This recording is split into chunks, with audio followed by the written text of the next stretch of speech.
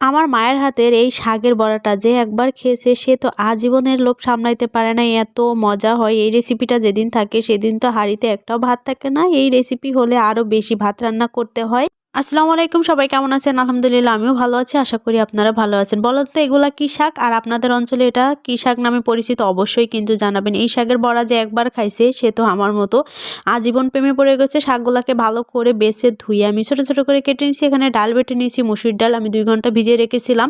এরপরে এখানে কাঁচামরিচ বাটা দিছি, রসুন বাটা দিছি, হলুদ, লবণ, জিরা বাটা, ধনিয়া পাতা কুচি, শাক কুচি, পেঁয়াজ কুচি দিয়ে এগুলাকে ভালো করে মেখে আমি এখানে বড়া তৈরি করে নিচ্ছি। আপনারা এগুলাকে পাকোড়া নামেও চিনেন, অনেক জায়গায় অনেক নামে এটা পরিচিত। ভিডিও ভালো লাগলে কিন্তু অবশ্যই শেয়ার করে দিবেন, আর কে কোথা থেকে দেখছেন সেটাও কিন্তু জানাবেন। আমার কিন্তু পাকোড়া রেডি। এই বড়া খাওয়ার পরে আপনি বললামই তো যে আজীবন লোভ সামলাইতে পারবেন না। আপনারা একবার হলে এই বতুয়া শাকের বড়া এভাবে ট্রাই করবেন আর আমাকে রিভিউ দিবেন। সবাই ভালো